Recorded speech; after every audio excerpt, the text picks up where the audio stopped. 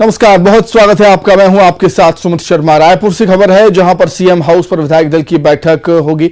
राष्ट्रपति चुनाव और मानसून सत्र पर मंथन होगा। इस बैठक में कांग्रेस विधायक दल की बैठक में मंथन हुआ और सीएम भूपेश बघेल की अगुवाई में बैठक हुई। कल राष्ट्रपति चुनाव के लिए डाले जाएंगे वोट। 18 जुलाई को वोटिंग होनी है। 20 जुलाई से विधानसभा का मानसून सत्र भी है।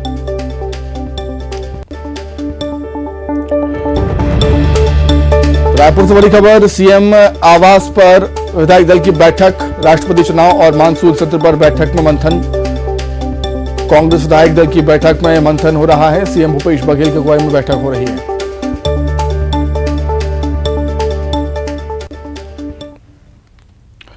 वहीं रायपुर में बीजेपी विधायक दल की बैठक, छत्तीसगढ़ बीजेपी विधायक दल की बैठक हुई और राष्ट्रपति चुनाव और विधानसभा सत्र पर चर्चा हुई। इस बैठक में राष्ट्रपति चुनाव के लिए कल मतदान होना है और 20 जुलाई से विधानसभा का मानसून सत्र है।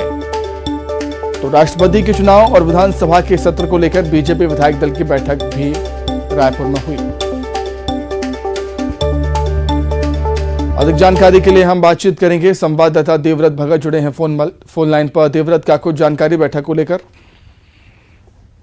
कल राष्ट्रपति चुनाव है और ऐसे में बीजेपी जो विधायक दल हैं उनकी बैठक रखी गई थी और इसमें एक तरह से दिशा निर्देश दिए गए हैं कि किस तरह से पूरी जो वोटिंग करनी है विधायकों को, वो पूरी जो जानकारी है वो दी गई है। और एक तरह से ये कोशिश की गई है कि जो एनडीए प्रत्याशी हैं द्रौपदी मुर्मू, उनके पक्ष में मतदान किया जाए और समय पर पहुंचने की कहा गया है। और एक तरह से मॉक ड्रिल जो है वो इलेक्शन से पहले बीजेपी के द्वारा यहाँ पर आज की जो बैठक रही है उसमें किया गया। अब बारी जो है वो कांग्रेस की है, क्योंकि 7 बजे कांग्रेस की जो बैठक है कुछ ही देर में शुरू होने वाली है और कांग्रेस के जो विधायक हैं वो अब चर्चा करने वाले हैं। इसके साथ ही जो विधानसभा का मानसून सत्र है वो भी 20 तारीख से शुरू हो रहा है। लिहाजा ये बहुत महत्वपूर्ण हो जाता है कि ऐसी स्थिति में सरकार को घेरने के लिए बीजेपी क्या कुछ करे। तो उसकी पूरी जो रणनीति है वो इस बैठक में तय की गई है कि किस तरह से किन मुद्दों को लेकर के सरकार को घेर रहे हैं। और अब सत्ता पक्ष के जो विधायक हैं, मंत्री हैं, वो बैठ करके ये रणनीति तय कर रहे हैं कि आने वाले समय में किस तरह से सत्ता जो विपक्ष हैं उनके सवालों के जवाब देने हैं।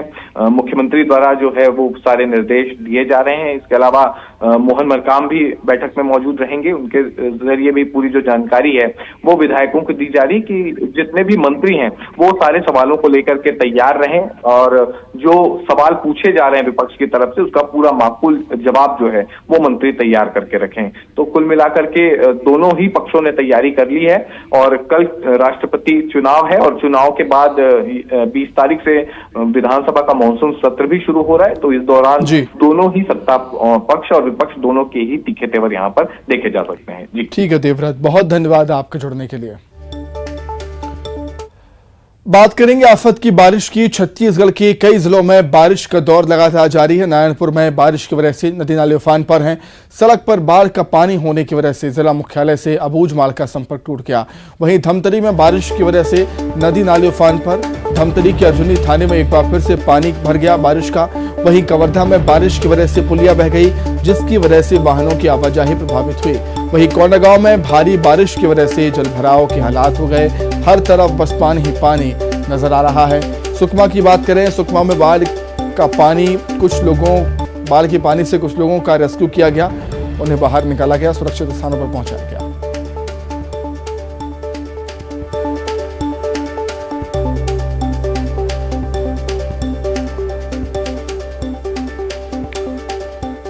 तो लगातार हम देख रहे हैं कि बारिश मुसीबत बनती जा रही है। ये 4 तस्वीरों के माध्यम से आप समझ सकते हैं कि जनजीवन कितना प्रभावित है।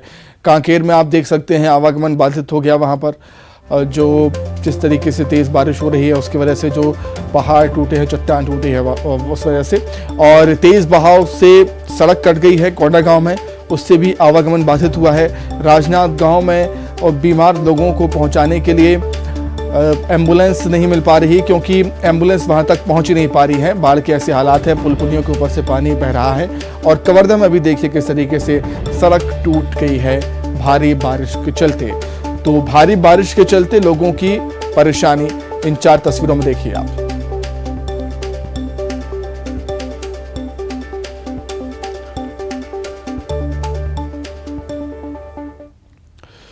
वही जांजगीर चांपा से खबर है, जहां पर मासूम का शव मिला है। लीलागढ़ नदी में बहे मासूम का शव मिल गया। नदी से 4 साल के मासूम शुभम का शव मिला है। माता पिता के साथ ये नदी में मासूम बह गया था। बाइक से पुल पार करते समय ये हादसा हुआ था। शुभम के माता पिता तैरकर नदी से बाहर आ गए थे, लेकिन तेज बहाव में ये मासूम शुभम बह गया था और अब उसका शव मिल चुका है।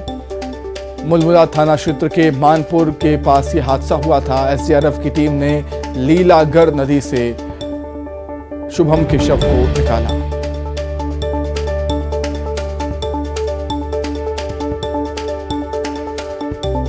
तो बारिश अब जानलेवा भी बन रही है, इस घटना से हम समझ सकते हैं।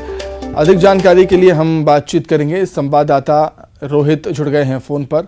रोहित, ये घटना कहीं ना कहीं सबक भी है कि जब भी पुलिया के ऊपर से पानी बह रहा हो तो उसको पार करने की कोशिश नहीं करनी चाहिए, और आफत की बारिश अब जानलेवा साबित होती हुई।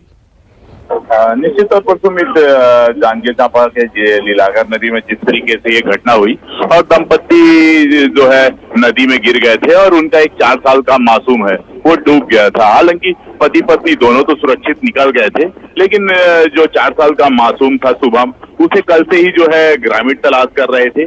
आज एसडीआरएफ की टीम भी आई हुई थी और जो है उसे लगातार ढूंढने के बाद जो है 24 घंटे बाद उसका शव जो है लीलागढ़ नदी में किनारे में मिला है। निश्चित तौर पर सुमित एक लोगों के लिए सबक है और इस घटना से लोगों को सबक भी लेना चाहिए कि जिस तरीके से पुल से अगर पानी पार हो या जहां नदी का तेज बहाव हो तो उसमें नहीं जाना चाहिए। और हुआ भी यही कि जी जब शुभम के माता पिता बाइक से उस पुल को पार कर रहे थे उस समय पानी के बहुत कम था, लेकिन पानी का बहाव तेजी से आने की वजह से वो संभल नहीं पाए थे और बाइक से ही जो है वो नदी में गिर गए थे, लीलागढ़ नदी में, और वो तो सुरक्षित निकल गए, लेकिन इस हादसे में कहीं न कहीं उनका 4 साल का मासूम जो था वो बह गया था और आज उनका शव मिला। जी सुमित।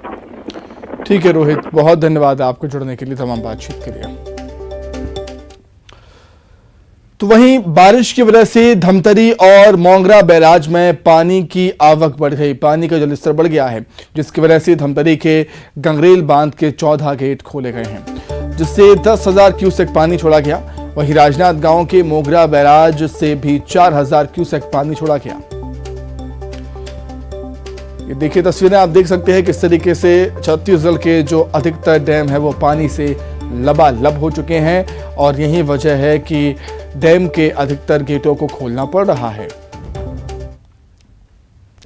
कांकेर जिले में तेज बारिश का दौर थमने का नाम नहीं ले रहा। लगातार हो रही बारिश के चलते भूस्खलन का भी खतरा बढ़ गया है। भूस्खलन होने से चट्टान के बड़े बड़े पत्थर टूटकर नेशनल हाईवे 30 पर गिर रहे हैं, जिससे हाईवे पर पत्थर गिरने से आवाजाही बंद हो गई।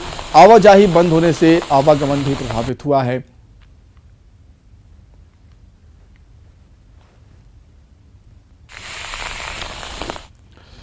धमतरी जिले की बात करें तो यहां पर अर्जुनी थाने में एक बार फिर से बारिश का पानी भर गया। थाना भवन तरबतर हो गया, पानी पानी हो गया। बंदी गृह, मालखाना, टीआई चैम्बर, सब जगह बस पानी ही पानी नजर आ रहा है। ये देखिए आप तस्वीरें, सभी कमरों में 1 से 1.5 फीट तक बारिश का पानी भर गया है। बारिश के सामने पुलिस लाचार नजर आ रही है, तो वहीं थाना भवन में पानी घुसने से काम भी ठप हो गया।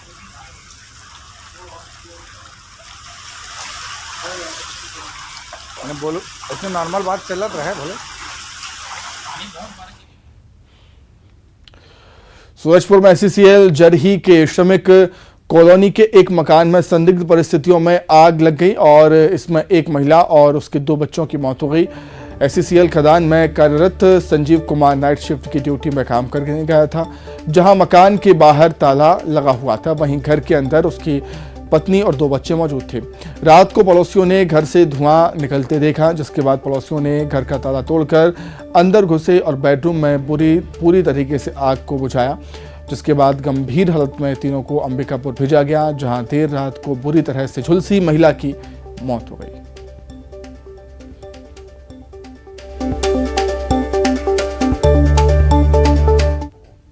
करा था तो तेज से चिल्लाने लगा, तो मैं सोचा कि क्या हो गया। तेज से दौड़त बोला चौधरी अंकल के घर के अंदर आग लग गई है। तो देखे तो पूरा आग अंदर दिख रही थी हम लोगों के पास। तो फिर हम लोग सब तीनों के तीनों बाहर निकले, रोड से चिल्लाना चालू किए, सब कोई बाहर निकलो, चौधरी जी के यहाँ आग लग गई है। फिर आए सब पड़ोसी लोग इकट्ठा हुए, फिर हम लोग कूद के गेट गए, ग्रिल का ताला वाला तोड़ के, और अंदर मतलब आग लगी ही थी, दिख रही थी हम लोगों को। फिर बड़ी मुश्किल से दरवाज़ा तोड़ते तोड़ते गए और बच्चों को बाहर निकाले और कंबल में लपेट के CCL हॉस्पिटल भटगांव ले गए। थाना भटगांव को सूचना मिली कि जरही में SCCL का B टाइप क्वार्टर है, तो B231 नंबर के क्वार्टर में जो है आग लगी है। तत्काल जो है थाना भटगांव से पुलिस स्टाफ आया और आसपास के जो पड़ोसी लोग थे उनकी मदद से जो है घर को खुलवाया गया, और खुलवाने में देखे कि आग जो है वो बहुत ही भीषण ढंग से लगी थी, और अंदर में जो है ये संजीव चौधरी, जिनके घर में उनकी मिसेस और 2 बच्चे जो थे वो बुरी तरह से झुलस गए थे आग से। तत्काल जो है उनको हॉस्पिटल जो है भिजवाया गया, और आज जो है FSL के अधिकारी के द्वारा जो है घटनास्थल का निरीक्षण किया जाए। वहीं कोरबा में एक अजगर ने एक बिल्ली को अपना शिकार बनाया। मामला कोरबा के सिंचाई कॉलोनी का है, जहां अजगर ने बिल्ली को घंटों अपने जबड़े में जकड़ के रखा और लोग बिल्ली को अजगर के चंगुल से छुड़ाने की घंटों कोशिश करते रहे, लेकिन वो नाकाम रहे। बिल्ली को जकड़कर उसकी जान लेने का ये वीडियो वायरल हो रहा है।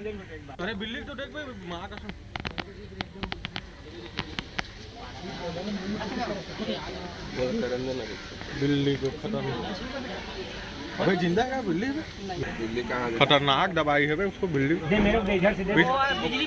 फांसी लटके।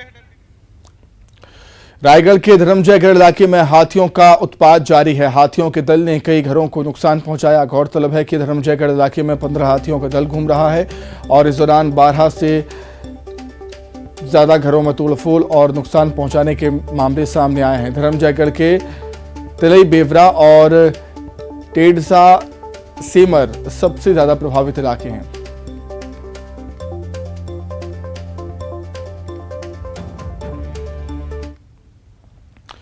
बलरामपुर में खेती किसानी के समय खाद की किल्लत पर बीजेपी ने छत्तीसगढ़ सरकार के विरोध में बड़ा प्रदर्शन किया।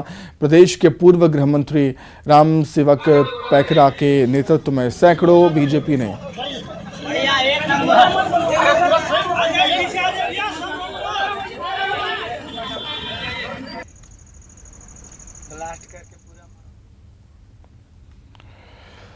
तो बलरामपुर के बीहड़ क्षेत्र में बसे बचवार गांव में पहली बार स्वास्थ्य विभाग की टीम पहुंची।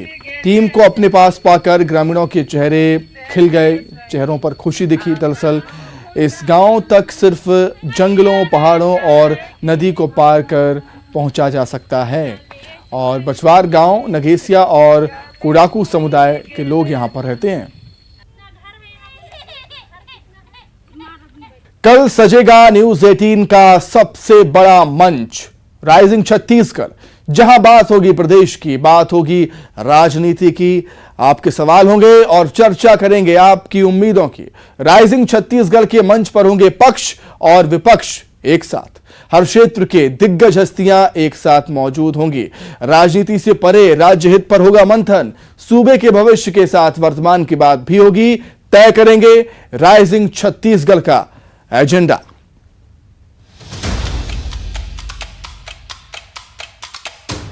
सजेगा छत्तीसगढ़ का सबसे बड़ा मंच।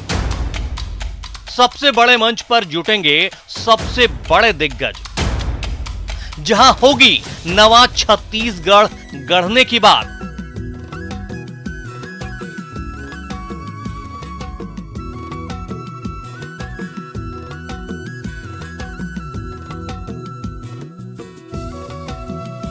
बात होगी प्रदेश की, बात होगी राजनीति की। आपके सवाल होंगे, चर्चा करेंगे आपकी उम्मीदों की। न्यूज 18 के मंच पर चर्चा होगी खुलकर। आत्मनिर्भर बनता छत्तीसगढ़ कैसे चुनौतियों को बना रहा अवसर।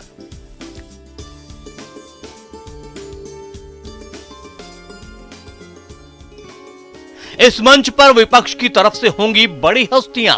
बदलती सियासत पर रखेंगे दिग्गज अपनी बात।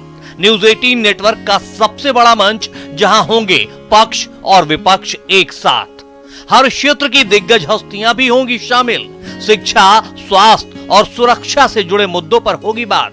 करेंगे विकास की रूपरेखा तैयार। कैसे छत्तीसगढ़ आत्मनिर्भरता की राह पर आगे बढ़ सकता है, राज्य के विकास के लिए क्या रणनीति है, पर्यटन, धर्म और आध्यात्म के क्षेत्र में राज्य में क्या और कितनी संभावनाएं हैं, राज्य के विकास और खुशहाली के लिए किसके पास क्या प्लान है, बस्तर के विकास के लिए, नक्सलवाद के अंत के लिए किस तरह की योजनाएं और सोच है, इन तमाम बड़े सवालों के जवाब राइजिंग छत्तीसगढ़ के मंच से राज्य की जनता को मिलने वाले हैं। इस मंच पर मुख्य अतिथि के तौर पर प्रदेश के मुख्यमंत्री भूपेश बघेल के साथ ही तमाम हस्तियां मौजूद होंगी। राइजिंग छत्तीसगढ़ के मंच पर 2023 के संग्राम से पहले दिग्गजों की सबसे बड़ी सभा होगी। न्यूज 18 के इस मंच पर 3.5 साल में सूबे में हुए विकास पर सीएम भूपेश बघेल से होंगे सवाल। उनसे जानेंगे सूबे के समग्र विकास के संकल्प के साथ कैसे नवा छत्तीसगढ़ गढ़ रही है भूपेश सरकार।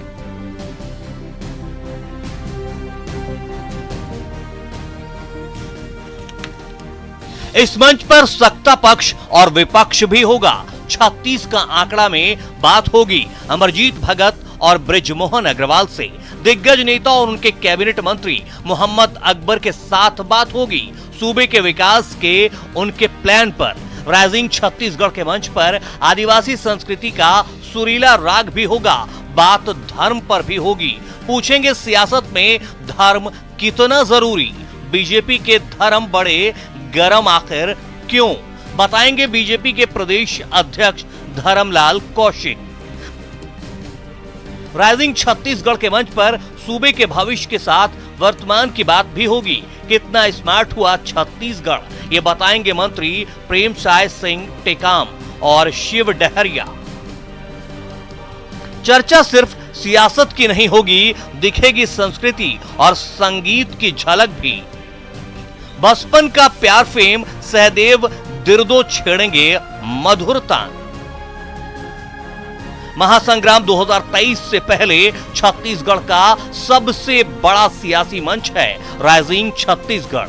राइजिंग छत्तीसगढ़ के मंच पर होगी राजनीति, समाज, स्वास्थ्य, शिक्षा, तकनीक, कला, संस्कृति और तमाम मुद्दों पर खुलकर चर्चा। छत्तीसगढ़ के समग्र विकास पर हर दल के नेता, हर क्षेत्र के दिग्गज साझा करेंगे अपना विजन और एजेंडा। तो एक बार फिर आप हो जाइए तैयार सबसे बड़े मंच से छत्तीसगढ़ के सबसे बड़े सवालों के जवाब पाने के लिए।